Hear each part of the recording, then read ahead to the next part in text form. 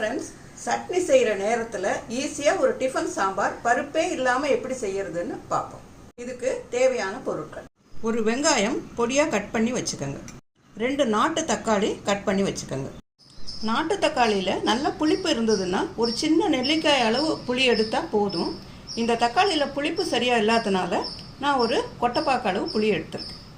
இந்த புளியை கொஞ்சம் நேரம் ஊற வச்சு 2.5 கப் அளவுக்கு தண்ணி சேர்த்து நல்லா கரைச்சி வச்சுக்கோங்க. தாளிப்பதற்கு 1 டீஸ்பூன் எண்ணெய், 1/4 டீஸ்பூன் கடுகு, ஒரு சிட்டிகை வெந்தயம், ஒரு ஆர்க்கு கருவேப்பிள்ளை, ஒரு வரமிளகாய். அரைப்பதற்கு 1/4 டீஸ்பூன் சோம்பு, 3 டேபிள் ஸ்பூன் பொட்டுக்கடலை, 1 ஸ்பூன் சாம்பார் மிளகாய் தூள். உங்ககிட்ட சாம்பார் பொடி இல்லைன்னா 1 டீஸ்பூன் தனி மிளகாய் தூள், 2 டீஸ்பூன் மல்லித்தூள் சேர்த்துக்கோங்க. தேவையான அளவு உப்பு, ஒரு சிட்டிகை மஞ்சள் தூள், பொரிச்ச பெருங்காயம் ஒரு சின்ன பீஸ், இல்லாட்டி 1/4 ஸ்பூன் தூள் சேர்த்துக்கோங்க, ஒரு சின்ன துண்டு வெல்லம். இப்போ இது ரெண்டுத்தையும் சேர்த்து அரைச்சிட்டு வந்துடலாம். 1 ஸ்பூன் எண்ணெய் காய வச்சு கடுகு வெந்தயத்தையும் போட்டுக்கோங்க. காஞ்ச மிளகா, கருவேப்பிலை, வெங்காயம், தேவையான உப்பு சேர்த்துருங்க. வெங்காயம் இந்த மாதிரி ரோஸ் கலர் ஆனோன்னா சாம்பார் மிளகாத்தூள் அதோட சேர்த்துக்கோங்க. தக்காளியை சேர்த்துக்கணும். நம்ம சாம்பார் மிளகாத்தூளோட பச்சை வாசனை போக வதக்கிட்டு அதுக்கப்புறம் தக்காளியை சேர்க்கறதுனால இந்த சாம்பார் ரொம்ப சீக்கிரம் ரெடி ஆகிடும்.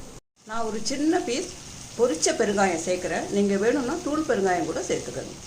நம்ம கரைச்சி வச்சுருக்கிற புளி தண்ணியோட அரைச்சி வச்சுருக்கிற பொடியையும் சேர்த்து கட்டி இல்லாமல் நல்லா கரைச்சிக்குவோம். தக்காளி நல்லா கரைஞ்ச உடனே ஒரு சிட்டிகை மஞ்சள் தூள் அதோட சேர்த்துக்கணும். நம்ம கலந்து வச்சுருக்க இந்த புளி கலவையை இதோட சேர்த்துடலாம். தொடர்ந்து இதை கலந்து விட்டுக்கிட்டே இருங்க, இல்லாட்டி கட்டி தட்டிடும். 1 நிமிஷத்தில் இந்த மாதிரி நல்லா திக்காக வந்துடும்.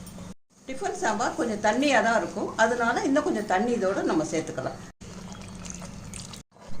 இந்த மாதிரி கன்சிஸ்டன்சி இருக்கணும்.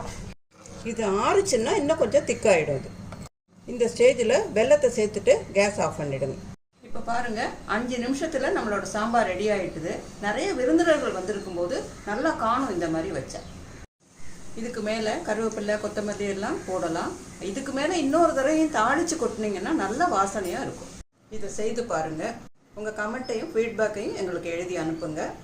இந்த வீடியோவை லைக் பண்ணுங்கள், உங்கள் ஃப்ரெண்ட்ஸோட ஷேர் பண்ணுங்கள், நம்ம சேனலுக்கு சப்ஸ்கிரைப் பண்ணுங்கள். நன்றி, வணக்கம்.